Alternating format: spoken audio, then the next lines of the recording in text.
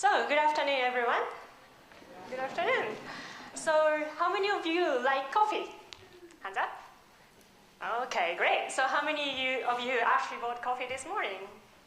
Yeah, awesome. Then, how many of you not even coffee, but bought something, bottled water or something to drink today? Yeah, not much. Okay, great. So, whoever actually bought coffee or something to drink today, my topic today is really relevant to you. So anyway, when we want to buy a coffee, for example, these days, when I go to the convenience store, we have many choices, like just lining up here.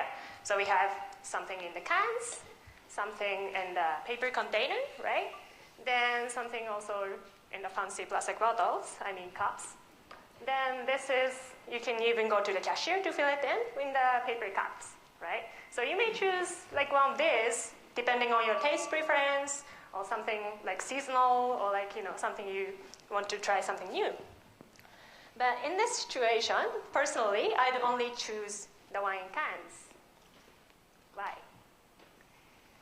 So the waste problem, or the gomi problem in Japan, has been in rise for many decades, in unison with the high consumption and population increase. So to show you the numbers, 52 million tons of trash was thrown out in 2007 in Japan, which kind of equivalent to like 6.5 kilograms of trash per person in a day. It's pretty much. To be fair, it's actually including the industrial waste, but still, industrial waste is really relevant to you as well. Then, these are the numbers. So in 2010, 210 billion in the US dollars was spent to manage the waste overall the world.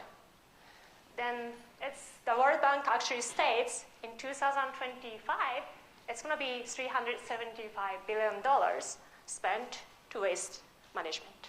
So it's pretty much. So it's not only about the waste, but we are spending so much money on our waste management.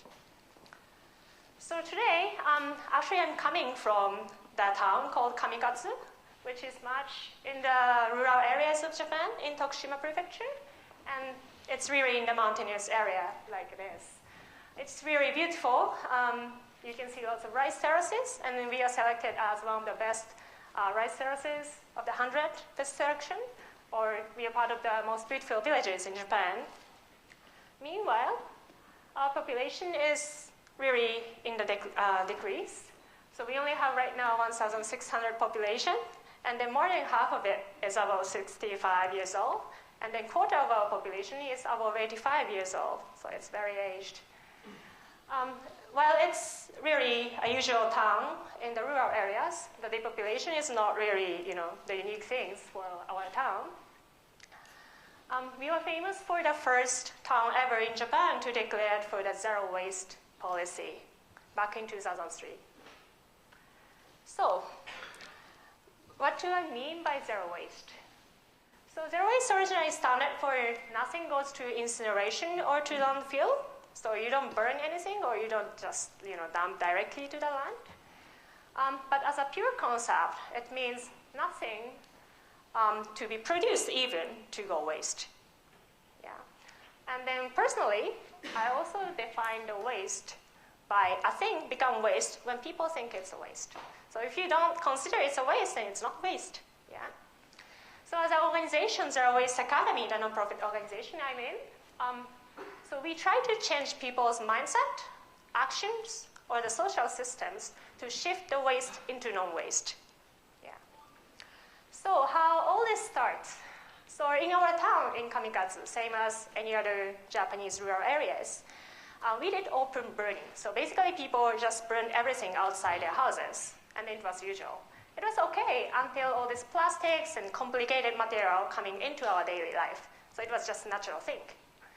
But when all these complicated things coming in, then our daily consumption increased, people had to manage their waste. So they started dumping waste into like a bigger hole and then burned everything there. But Japanese government decided to stop that in general.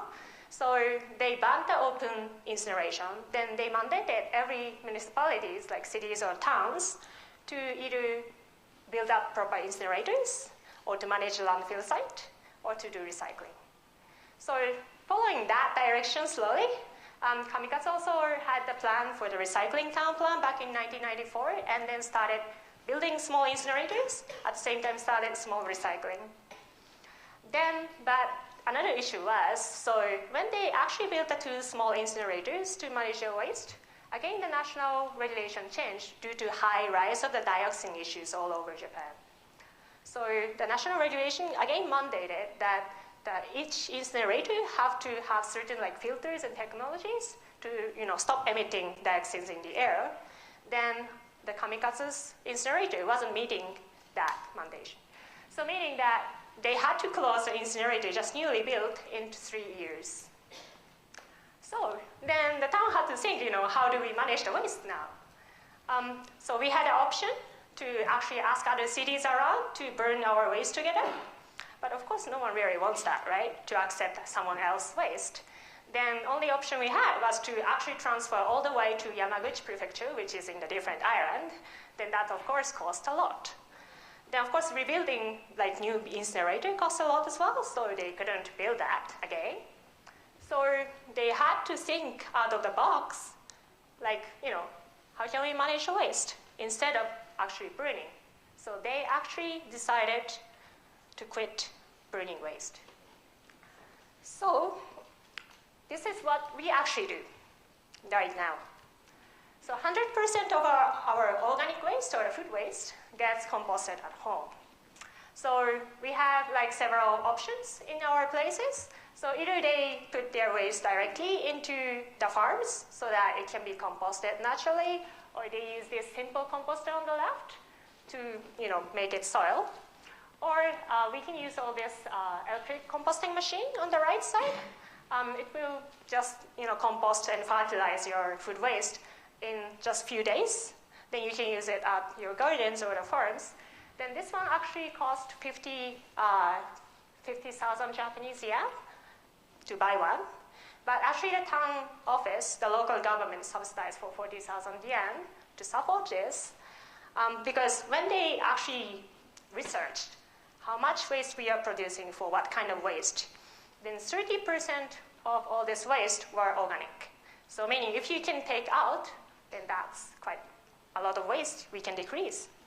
So they compared the amount of actually burning the organic waste, the 30%, versus subsidizing this machine, then this was much cheaper. Then the other waste, except organic, are actually brought into our town's only one recycling collection center, waste collection center called Hibigatani Gomi Station.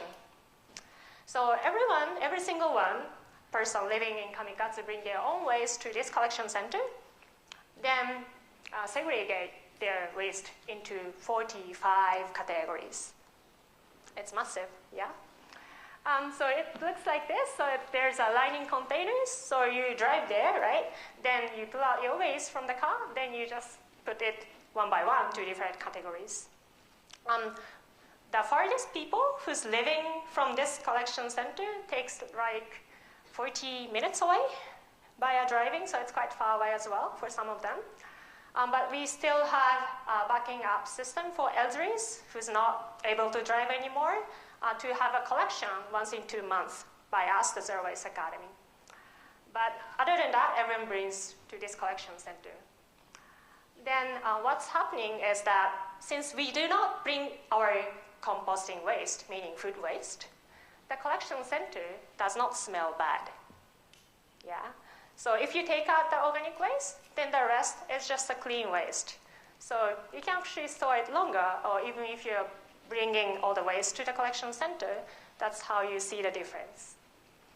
Then this is the actually 34 categories of the segregation on the left side. We just increased our segregation number to 45 this year. Just to give you an example, so for the cans, we have aluminum cans, steel cans, and spraying cans. It's 3 categories. For the glass bottles, we have clear glass bottle, brown glass bottles, other colored glass bottles, and returnable glass bottles for like soy sauce and sake alcohol. It's 4 categories. For the papers, it's newspapers, cardboard, magazines and scrap papers, paper containers, paper container with the foils, paper tubes, paper cups. Lovely, right? So do you think it's a lot of work? Yeah, it's a lot of work. But it's really interesting. So for example, let's coming back to this coffee talk. So when I go to the convenience store, if I want to buy something, I really consider what I need to do with this to segregate. So for example, if I buy this, right? So I need to take out the cap, then that's plastic packaging, right? Then I need to wash the straw. It's not the packaging in Japanese regulation, so meaning I need to wash it, but still it goes through the downcycling plastic for the fuels. It's not get recycled. Then there's an aluminum foil here, so I need to peel it off, then clean it, that's scrap metals. Then I wash the inside, then that's plastic packaging, right? Then this one, I take off the straw, it's a plastic fuel, right? Downcycling one. Then you need to peel off this package for the straw, because it's plastic packaging. Then you open it, and then wash it, and that's a paper container. Yeah. This one, it's kind of nice, it's just 2 parts. But if you drink a coffee, then inside is kind of dark, then you can't recycle as better as the normal white cup. It goes through paper cup. And this is plastic packaging, right? Then I said I only drink cans, only because if I get this, it's very easy because I just need to wash it, and then that's aluminum cans. Yeah.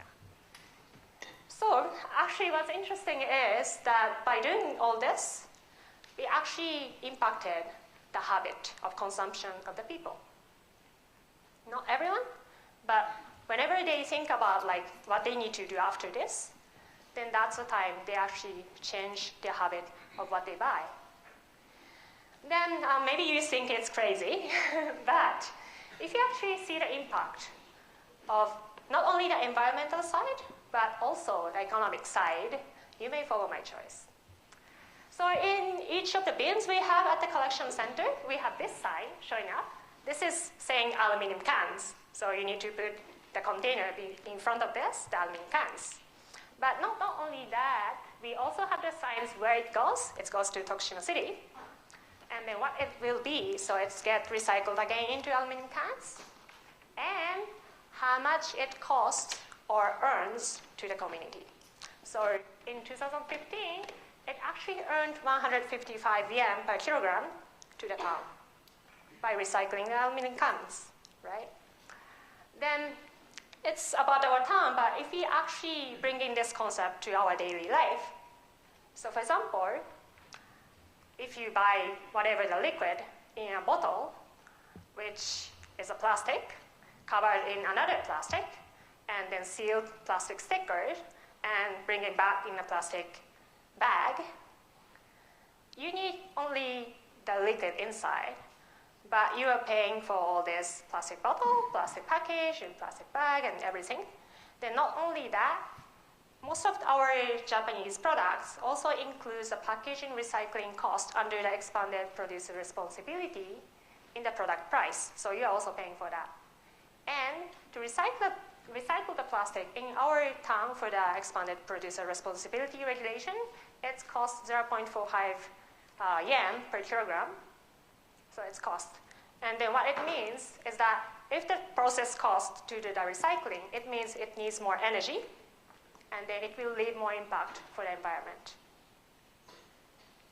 So, again, my question is how much are you actually spending on whatever you don't even use? As I said, you just need the liquid, but you're also paying for lots others. Then, when we actually talk about all this waste management, people talk lots about recycling. Yeah? It's important to talk about how we manage the waste, but also, when we consider all these products lining up in front of you, it's also really important to see that how we can actually reduce and reuse. Because if we don't produce any waste, then we don't need to even do the recycling. So that's where the 3R concept comes in. Then it's always emphasized that the priority is starting from reducing, then reusing, then recycling.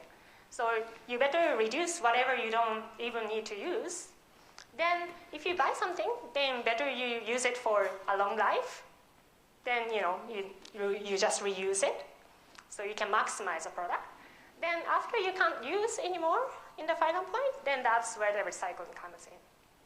So regarding the reusing, so in our town, we have this so-called kuru-kuru reuse shop. Kuru-kuru means circular in Japanese. So basically, we promote to reuse whatever in the community so that we can maximize our resources. So for example, what I'm wearing inside today, it's coming from the reuse shop, so I didn't pay anything. This is free. So basically, people in the town can bring in whatever they don't use anymore to the shop for free. Then whoever who's visiting the town, even if you guys come into our town, can take away whatever you want from the shop for free. But one rule is that you need to weigh what you bring in or take away, then note it down how much kilogram or grams you actually weighed. So for example, I weighed that 1 kilogram of clothes I brought in today, and I write it down. Then I take, for example, like 10 grams of dishes or the plates, then I write it down.